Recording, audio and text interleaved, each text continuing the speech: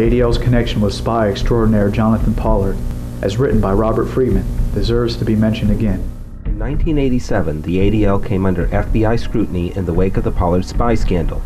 While assigned to the Navy's Anti-Terrorist Alert Center, where he had access to the most closely guarded U.S. secrets, Jonathan Pollard stole thousands of pages of classified documents for Israel, which, according to federal prosecutors, could fill a room the size of a large closet 10 feet by 6 feet by 6 feet.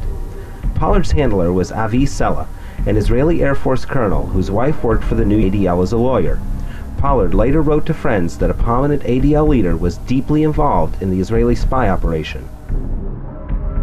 Pete McCloskey, a former Republican congressman, said, "The number one goal of the ADL is the protection of Israel. Any group whose sole purpose is to protect a foreign nation should not have anything to say about what's said or written here in America." ADL members would attend the Israel critical lectures of Francis Boyle and shout Boyle down. Boyle said of the ADL, "The ADL was far worse on Jews who criticized Israel than they were on Arabs. They treated them like traitors. The ADL has turned itself into a dirty tricks organization for Israel."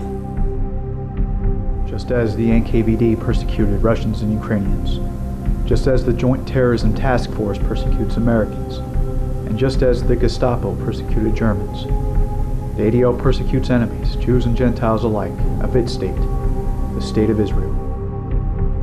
Tom Girard, San Francisco police officer who provided the ADL fact finder Roy Bullock with SFPD records, was sent to Israel on an all-expenses-paid trip by the ADL. Richard Hershot, the former director of the ADL's San Francisco office, gave testimony stating that, quote, up to half of the ADL's activities in the 7 years between 1986 and 1993 had been centered on discrediting political views that disagreed with the organization's support of Israel, close quote. Carl Perlston states quite plainly, "The ADL has always been a firm and loyal supporter of Israel." Lenny Brenner met a man named Erwin Swall and later discovered, after a night of drinking, that Mr. Swall was the ADL's top fact finder at the time. Mr. Brenner was told that the group he supported, the leftist National Association for Irish Justice, had enemies of Israel within it. In other words, the National Association for Irish Justice was being spied on by the ADL for Israel. In its October 4th, 1999 press release, the ADL, quote, expressed concern, close quote, about Austria's Patriotic Freedom Party, a party the ADL smears as, quote, right-wing, xenophobic, anti-Europe, close quote. The Freedom Party wants, among other things, some immigration control and the right of the Austrian people to decide what's best for them. Contrast this with ADL's non-stance on the National Union, an Israeli political party that advocates and is working for the transfer of Palestinians from Israel.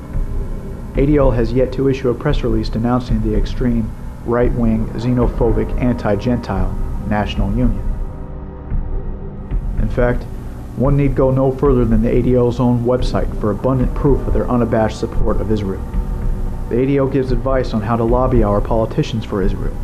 They even refer to Israel as the Jewish state, the very same Israel that has stockpiled an illegal cache of weapons of mass destruction, that has been carrying on a policy of ethnic cleansing against Palestinians, that attacked the USS Liberty in 1967, killing more than 30 American sailors, that has been the world's leader in the white sex slave trade as written about in the Jerusalem Post magazine of June 16, 2000, and so much more.